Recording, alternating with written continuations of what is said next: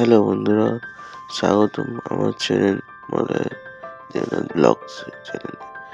আজকে এই ভিডিওতে আমরা কথা বলবো বাংলাদেশের এক অনন্য নদী সম্পর্কে, যেটি অনেকের কাছেই অজানা, কংসাবতী নদী। চলুন একসাথে এই নদীটির সৌন্দর্য, ইতিহাস এবং তার আশেপাশের পরিবেশ সম্পর্কে জানি। দেখতে থাকুন ভিডিওটা, ভালো লাগবে। আমরা এখন ট্রেনে এসে হয়েছে, ট্রেনে উঠে পড়বো সাতটাকাছি থেকে বাস করে যাওয়ার জন্য। ট্রেন করে যাচ্ছি এখন। এরকম সুন্দর দৃশ্য, গাছপালা, গ্রামের প্রাকৃতিক সৌন্দর্য দেখতে পাচ্ছি সবাই। টাইম লেগে গেছে, সকাল সকাল বেরিয়েছিলাম। পরে একটা সুন্দর জায়গা গ্রামের,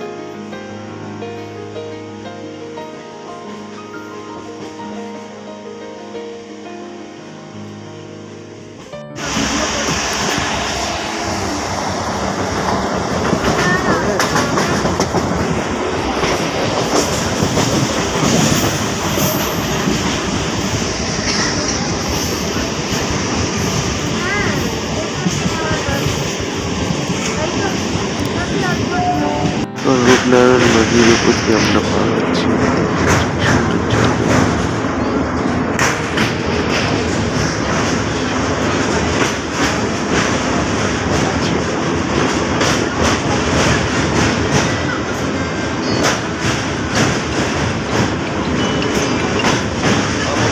স্টেশন চলে আসবে, স্টেশন।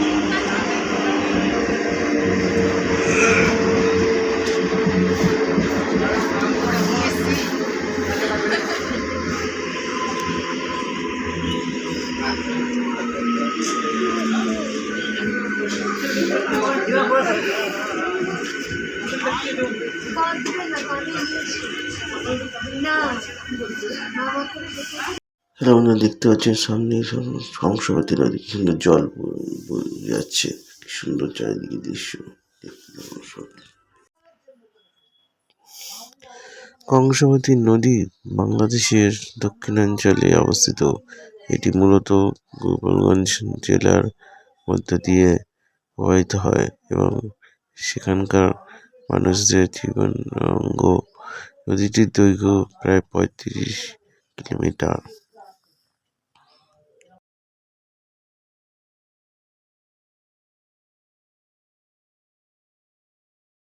হাঁটতে হাঁটতে আমরা নদীর মাঝখানে চলে এসেছি। কংসাবতী নদীর মাঝখানে দেখুন শুকনো একটা বাঁধ মতো আছে যাওয়া আসার জন্য।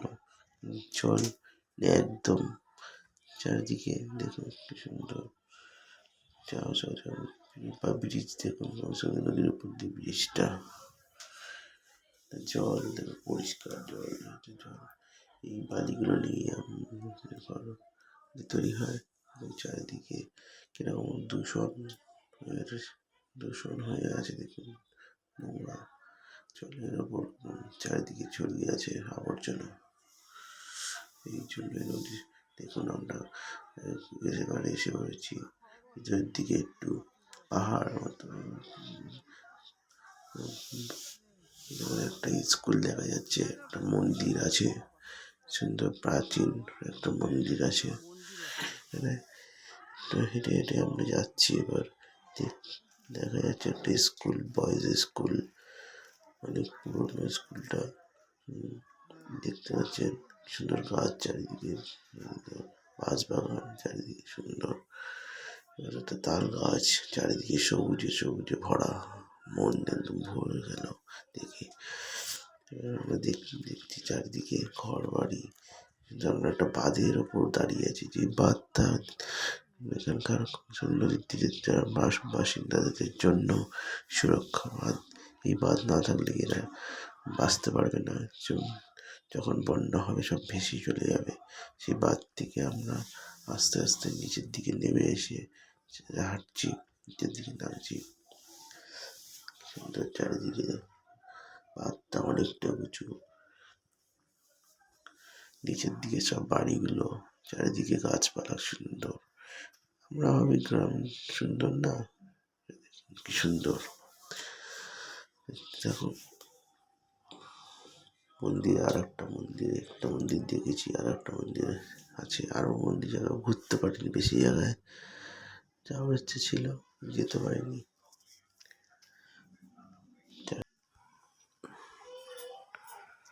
আশা করি আমাদের নদী সম্পর্কে জানিয়ে এই ভিডিওটি আপনাদের ভালো লেগেছে। এই নদীটি এবং তার পরিবেশের সৌন্দর্য ধরে রাখতে আমাদের সবাইকে সচেতন হতে হবে।